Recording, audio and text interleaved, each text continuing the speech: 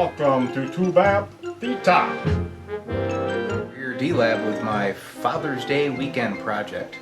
It's a 59 Fender Tweed amplifier. It's a Model 5 E3. Came to me mail order from Texas. When it arrived, it was humming. That's already repaired. That was simply a bad connection. But then I inspected the amp and found some other things that need attention. So let me show you what's going on. So first, let me give you a visual. This is the top side. You can see the control panel. It's in decent shape. A little bit of corrosion, but what do you expect for an amp that old? Transformers look original. Let's go bottom side. Normally the preamp input tube would be a 12AY7 on this amp, but it's been updated to a 12AX7 to give it a little more gain. And these are nice old Westinghouse tubes, pretty cool. A pair of RCA 6V6s and a GE 5Y3. Alright, now we're bottom side, and this is where it gets a little bit interesting. Now the owner does know that there's been modifications to the amp. We got these diodes here that are on each output tube on the primary of the output transformer. You can see that the grid resistors have been changed to 1Ks. Now over here you can see the 4700 ohm resistor here that's part of the power supply, but on the other side of him is a diode. I found that kind of interesting. Here's the filter caps. Normally they were old 16 microfarad caps, right? Well, this 22 is okay, but this one here is 100 microfarad, and that's actually going to the screen circuit, so that's like way overkill. And then this is supposed to be another 16, and as you can see it's a 1 microfarad. So in that case it's pretty much not doing anything on the other side of the 22K that feeds your preamp tubes. So that can cause oscillation. Alright, moving on down the board, you see these two green caps here. Kind of look like little chiclets, right? They're 0.02 microfarads. Those are actually the inverter coupling caps going to your output tubes. Now Fender use 0.1 microfarad caps, and a lot of guys say, well, I like that, but they're a little bit too bassy. So I talked to the owner, and what we're going to do is we're going to put in a pair of nice Sprague orange drop 0.047s in the place of these. So down at the end of the road here are the input jacks, okay? And those go to this new 12AX7 circuit. So you can see the added resistor there, kind of a little crazy array here that I'm going to clean up. But the other thing I noticed was, if you look down here, you'll see the 68K resistors, and then here there's some flying leads that somebody soldered on there, like they were injecting a signal maybe, and kind of left the evidence. But the other thing I noticed was, see these copper wires? Well, there used to be 68K resistors there, but somebody decided to pop them out. Well, some people think that that can give you more gain because you're taking out the 68K resistance. That's not the case at all. Those are in there as grid stop resistors. They're there to eliminate noise to the grids of your preamp tube. So if you remove them and put in these wires, you're going to pick up every little static pop and noise and anything else that your guitar or cables can generate.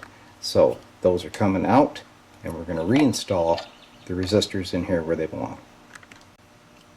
So the other thing I noticed, which is kind of odd, is they got some caps strapped across the resistors that go to the plates of the preamp tube. Now I've seen this in the past, and it's for noise reduction.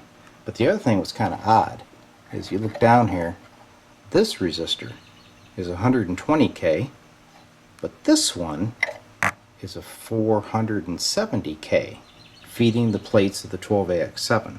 So somebody's been doing some gain experiments. If the amp sounds good, I'll leave them. If the customer tells me to change them, I will.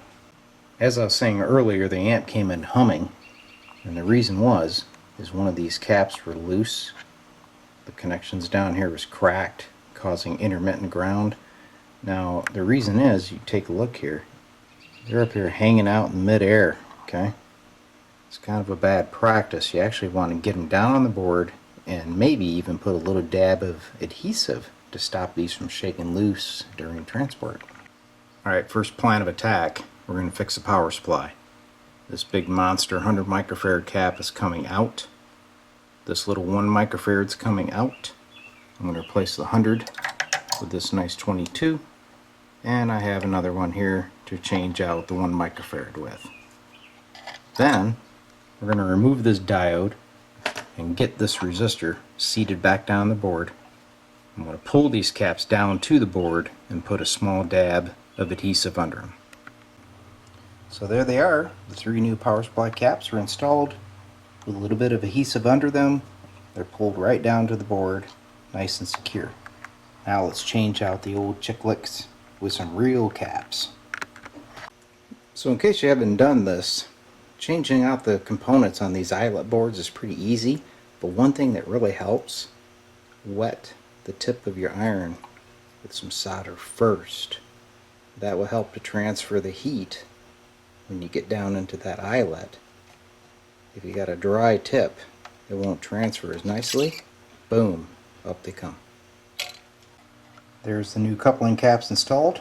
Now we're going to move down into this preamp section, clean this up, add the resistors back, take care of this mess.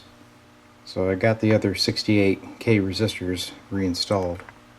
And then I was looking at this 12AX7 edition, and I noticed a couple things. Number one, this cap I was telling you about.